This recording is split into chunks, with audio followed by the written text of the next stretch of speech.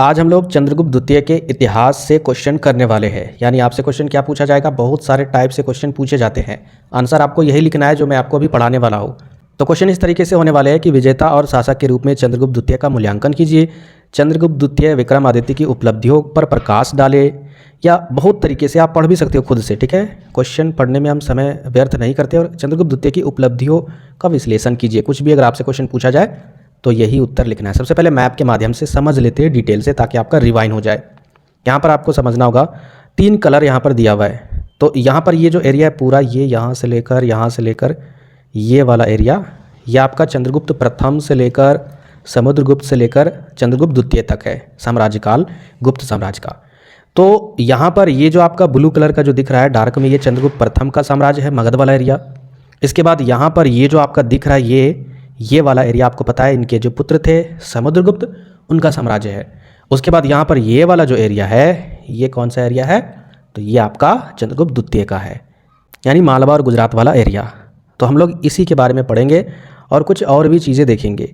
तो सबसे पहले यहाँ पर क्वेश्चन किसी तरीके से अगर पूछा जाए चंद्रगुप्त द्वितीय के बारे में, या फिर अगर विक्रमादित्य भी लिखा रहे, या फिर उनके उपलब्धियों के बारे में अगर पूछे, तो आपको यही आंसर लिखना है। सबसे पहले जीवन परिचय लिखेंगे, और जीवन परिचय में क्या लिखेंगे कि चंद्रगुप्त द्वितीय का जन्म समुद्रगुप्त और उनकी रानी पुत्र के रूप में हुआ है। यानी चंद्रगुप्त समुद्रगुप्त के पुत्र थे और उनकी माता दत्ता देवी थी। वह गुप्त साम्राज्य के संस्थापक चंद्रगुप्त प्रथम के पोते थे, और इनके दादाजी कौन थे, चंद्रगुप्त द्वितीय के चंद्रगुप्त प्रथम। उनके बड़े भाई रामगुप्त पहले गद्दी पर बैठे। किनके बड़े भाई, चंद्रगुप्त द्वितीय के। सबसे पहले इनको बैठाया गया गद्दी पर, लेकिन उन्हें कमज़ोर और अयोग्य शासक माना गया। मतलब वो कमज़ोर शासक थे, उतने योग्य नहीं थे। ऐतिहासिक ग्रंथों के अनुसार चंद्रगुप्त द्वितीय ने अपने बड़े भाई का, रामगुप्त इनके बड़े भाई का नाम था, उसको हराया, उनको पराजित किया और स्वयं गुप्त साम्राज्य की बागडोर को संभाल लिए। यहाँ तक कि ये भी सुनने को आ रहा है, ग्रंथों द्वारा ये भी चीज़ लिखा गया है, इतिहासकार ये भी बताते हैं कि अपने बड़े भाई को मारकर, युद्ध में हराकर उनका वध कर दिया और उनके पत्नी के साथ विवाह का संबंध बनाया और साम्राज्य को हासिल किया, यानी साम्राज्य को वह संभालना शुरू कर दिया। चंद्रगुप्त द्वितीय, जिन्हें विक्रमादित्य के नाम से भी जाना जाता है, गुप्त साम्राज्य के एक महान शासक थे। उन्होंने लगभग 375, कहीं पर 374 लिखा रहे हैं तो कोई दिक्कत नहीं है, 375 से 415 ईस्वी तक शासन किया। उन्हें विक्रमादित्य की उपाधि दी गई, जिसका अर्थ है वीरता और ज्ञान का प्रतीक, यानी एक वीर योद्धा या महान वीरता वाले राजा और ज्ञानी वाले राजा। ठीक है, चंद्रगुप्त द्वितीय के शासनकाल को भारतीय इतिहास का स्वर्ण युग माना जाता है। इनके शासनकाल को स्वर्ण युग के नाम से भी जाना जाता है। उनके प्रशासन और विजयों के आधार पर उनका मूल्यांकन निम्नलिखित बिंदुओं में किया जा सकता है। आगे देखिए, अब इनके मूल्यांकन को करते हैं, किस प्रकार से ये विजेता के रूप में उभर कर आए हैं। तो सबसे पहले विजेता के रूप में देखते हैं। विजेता का मतलब होता है कि इन्होंने कौन कौन से राज्य को विजय हासिल किया, या फिर अपने देश की, अपने साम्राज्य की अर्थव्यवस्था में सुधार किया। तो सबसे पहले क्षेत्रीय विस्तार कहाँ कहाँ और किस तरीके से किए, इसके बारे में देखते हैं। तो चंद्रगुप्त द्वितीय ने अपने पिता समुद्रगुप्त की विजय नीतियों को आगे बढ़ाते हुए साम्राज्य का और अधिक विस्तार किया। यहाँ पर जो पहला टॉपिक है ना, शक क्षत्रप का विनाश, जो अवंती वाले जो थे शक क्षत्रप, तो इससे पहले उन्होंने जो गणराज्य थे ना उसको अपने कब्जे में लिया, युद्ध करके उनको हरा दिया, क्योंकि उनकी शक्तियाँ ज़्यादा नहीं थी। सबसे पहले उन्होंने गणराज्य को हासिल किया, अपने राज्य में मिला लिया। उसके बाद फिर ये शक क्षत्रपों की ओर बढ़े। उन्होंने पश्चिमी भारत के शक क्षत्रप, जैसे कि क्षत्रप राजा को ही बोला जाता है, तो उनमें से एक राजा थे रुद्र सिंह तृतीय, और इन्होंने इस राजा को हराया और हराकर अपने साम्राज्य में शामिल किया मालवा, गुजरात और सौराष्ट्र जैसे राज्य को। इन विजयों से गुप्त साम्राज्य को पश्चिमी तटीय क्षेत्र का व्यापारिक लाभ मिला, जिससे साम्राज्य की आर्थिक स्थिति सुदृढ़ हुई, यानी आर्थिक व्यवस्था में या फिर अर्थव्यवस्था की दृष्टि से विकास हुआ। क्यों विकास हुआ, मैप के माध्यम से यहाँ पर समझ लेते हैं। जैसे यहाँ पर इन्होंने क्या किया, यहाँ पर जो क्षत्रप थे इनको युद्ध करके हराया, और यहाँ पर क्या हुआ कि ये समुद्री मार्ग है ना, समुद्री मार्ग में पहले इसी समुद्री मार्ग से ही व्यापार होता था। तो इसके आधार पर जब व्यापार होगा तो अर्थव्यवस्था ऑटोमेटिक बढ़ेगी। आगे यहाँ पर देखिए वकाटक से इन्होंने कैसे अपना अर्थव्यवस्था में विकास किया, ये भी जानेंगे। अब इन्होंने कूटनीति का उपयोग किया। कूटनीति का मतलब होता है भेजा लगाना, दिमाग लगाना, यानी बिना युद्ध किए हुए लाभ लेना दूसरे साम्राज्य से। तो चंद्रगुप्त द्वितीय ने मैत्रक और वकाटक जैसे शक्तिशाली राजवंशों से वैवाहिक संबंध बनाए, क्योंकि ये जो राजवंश थे वकाटक और मैत्रक ये बहुत ही शक्तिशाली राजवंश थे। तो दिमाग लगाकर इन्होंने क्या किया, उनसे विवाह करके वैवाहिक संबंध बनाया।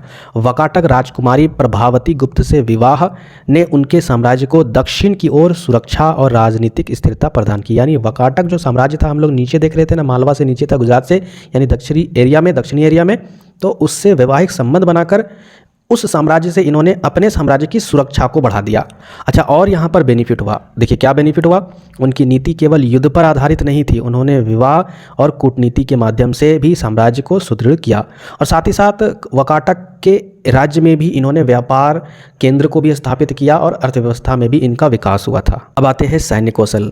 तो इनकी जो सैन्य कौशल थी वो बहुत ही सुदृढ़ थी और बहुत ही अच्छी थी। उनकी सैन्य विजय उनके रणनीति और प्रशासनिक कौशल का प्रमाण है। उन्होंने बिना रक्तपात के ही साम्राज्य का विस्तार किया, कई रणनीतियों को अपनाकर, युद्ध किए बिना। दूसरे नंबर पर देखिए शासक के रूप में, यानी एक शासक के रूप में इन्होंने कैसी कैसी उपलब्धियां हासिल की। तो देखिए पहले पॉइंट्स पर आता है प्रशासनिक दक्षता। चंद्रगुप्त द्वितीय ने एक सुगठित और कुशल प्रशासनिक प्रणाली स्थापित की थी। यानी इनके द्वारा जो भी प्रशासन व्यवस्था समझते हो ना, एक राज्य में जो भी सरकार होता है, सरकार में बहुत सारे मंत्री होते हैं, नीचे से लेकर ऊपर तक, कानून व्यवस्था को चलाने के लिए, जनता को कंट्रोल करने के लिए वगैरह वगैरह बहुत सारी चीज़ें होती है। वो सारे चीज़ों को प्रशासनिक व्यवस्था बोला जाता है। तो राजघराने के टाइम में भी, राजवंशों के टाइम में भी प्रशासनिक व्यवस्था होती थी। तो इनकी प्रशासनिक व्यवस्था बहुत ही कुशल थी, बहुत ही अच्छी थी। उनकी प्रशासनिक व्यवस्था का उल्लेख चीनी यात्री फयान ने किया है, जिन्होंने गुप्त काल को स्थिरता और समृद्धि का काल भी बताया है। उनके शासन काल में कानून व्यवस्था और सुरक्षा का उच्च स्तर था। इनकी शासन व्यवस्था में जो कानून व्यवस्था थी और सुरक्षा, ये बहुत ही हाई लेवल का था, उच्च स्तर का था। अब समझते हैं संस्कृति और कला का संरक्षण। इनके शासनकाल में संस्कृति और कला भी बहुत ज़्यादा विकास की थी। चंद्रगुप्त द्वितीय के शासनकाल में साहित्य, कला और वास्तुकला का अभूतपूर्व विकास हुआ था। इस काल में कालिदास जैसे महान कवि और वराहमिहिर जैसे खगोल शास्त्री यहाँ पर सक्रिय थे, यानी वहीं पर मौजूद थे। खगोलीय शास्त्र का मतलब होता है जो ब्रह्मांड के जो रिसर्च होते हैं ना, जो रिसर्च करते हैं, उनको खगोलीय शास्त्र बोला जाता है। अजंता और एलिफेंटा की गुफाओं का निर्माण इसी काल में ही हुआ था। स्थापत्य कुशलता का यह एक उदाहरण भी है। यानी संस्कृति और कला में भी हमने देखा। इसके अलावा हम देखते हैं धर्म के बारे में। तो धर्म और सहिष्णुता, यानी अन्य राजाओं के जैसे कि इससे पहले जो समुद्रगुप्त थे या फिर चंद्रगुप्त प्रथम थे, दोनों ने धर्म को कहीं ना कहीं सहिष्णुता की दृष्टि से देखा। उसी तरीके से इन्होंने भी देखा। उन्होंने धार्मिक सहिष्णुता को प्रोत्साहन दिया। उनके दरबार में विभिन्न धर्मों के विद्वानों को सम्मान प्राप्त था। जितने भी अलग अलग प्रकार के धर्म के विद्वान थे, जरूरी नहीं कि ये ब्राह्मण धर्म को ही रिस्पेक्ट देते थे, और भी अलग अलग धर्म के जो विद्वान थे या फिर जो भी आम जनता थे, उन सभी को या सहिष्णुता भाव से देखते थे, उनको रिस्पेक्ट करते थे, आदर सम्मान करते थे। वे हिंदू धर्म के अनुयायी थे, लेकिन जैन और बौद्ध धर्म के प्रति भी उनका रवैया सहिष्णु था। आगे देखिए, सहिष्णुता का मतलब मैंने कई वीडियो में बताया है। तीसरे नंबर पर आर्थिक प्रगति। व्यापार और वाणिज्य के दृष्टि से, देखिए व्यापार के दृष्टि से अभी हमने देखा कि किस तरीके से उन्होंने अन्य राज्यों के साथ संबंध बनाकर, वैवाहिक संबंध बनाकर, या फिर अन्य राज्यों को हराकर, पराजित करके वहाँ पर व्यापार व्यवस्था को लागू किया। तो शक क्षत्रपों की विजय से गुप्त साम्राज्य को अरब सागर के तटीय क्षेत्र मिले, जो अंतर्राष्ट्रीय व्यापार का केंद्र था। शक क्षत्रप मैंने आपको बताया, वहाँ पर उसको हराकर उसके साम्राज्य में अरब सागर के किनारे जो क्षेत्र है, वहाँ पर उन्होंने व्यापार का केंद्र स्थापित किया। इस समय सिल्क रूट पर गुप्त साम्राज्य का प्रभाव बढ़ गया। इस समय सिल्क रूट पर गुप्त साम्राज्य का प्रभाव भी बढ़ा। और इसके अलावा सोने और चांदी के सिक्कों का प्रचलन उनकी आर्थिक समृद्धि को भी दर्शाता है। चंद्रगुप्त द्वितीय के शासनकाल में व्यापार और वाणिज्य अपने चरम पर था। यानी चंद्रगुप्त द्वितीय के टाइम में व्यापार व्यवस्था बहुत ही तेज़ी से हो रही थी। रोम, दक्षिण पूर्वी एशिया और मध्य एशिया के साथ व्यापारिक संबंध स्थापित किए गए। पश्चिमी तटों पर समुद्री व्यापार मार्गों का नियंत्रण प्राप्त होने से विदेशी व्यापार में भी वृद्धि हुई। और पश्चिमी जो तट थे, समझते हो ना, पश्चिमी तट, उत्तर, दक्षिण, पूरब, पश्चिम वाला, ये मालवा वाला जो तट था, गुजरात वाला जो इलाका था, आज भी गुजरात वाला इलाका व्यापार की दृष्टि से ही जाना जाता है। तो पश्चिमी तटों पर समुद्री व्यापार मार्गों का नियंत्रण प्राप्त होने से विदेशी व्यापार में भी वृद्धि हुई। उनके शासन काल की सोने की मुद्राएं, जिसे गुप्त सिक्के के भी नाम से जाना जाता है, उनकी आर्थिक समृद्धि का भी प्रमाण है। गुप्त सिक्कों पर अंकित चित्रकारी और डिज़ाइन कला के उत्कृष्ट उदाहरण हैं। और सिक्कों को देख कर भी यह अनुमान लगाया जा सकता है कि कितना विकास हुआ होगा उस शासन काल में अर्थव्यवस्था के दृष्टि से। अब देखते कृषि और कर व्यवस्था, कृषि और टैक्स व्यवस्था कैसी थी। तो कृषि उत्पादन और कर संग्रहालय प्रणाली उनके शासनकाल में अत्यंत संगठित थी, जिससे साम्राज्य समृद्ध हुआ। यानी यहाँ की जो कृषि का उत्पादन था और जो टैक्स व्यवस्था थी किसानों के लिए या आम जनता के लिए बहुत ही अच्छी थी, जिससे साम्राज्य समृद्ध हुआ। चंद्रगुप्त द्वितीय की मृत्यु 415 ईस्वी के आसपास में हुई। उनकी मृत्यु के बाद उनके पुत्र कुमारगुप्त प्रथम ने गुप्त साम्राज्य की बागडोर संभाल ली। तो इस तरीके से आप चंद्रगुप्त द्वितीय के बारे में, उनके उपलब्धियों के बारे में, उनके साम्राज्य के बारे में या प्रशासन व्यवस्था या कुछ भी अगर क्वेश्चन पूछा जाए चंद्रगुप्त द्वितीय से रिलेटेड आप लिख सकते हो बहुत ही सिंपल तरीके से, और कुछ अपने से भी बढ़ा सकते हो इसमें।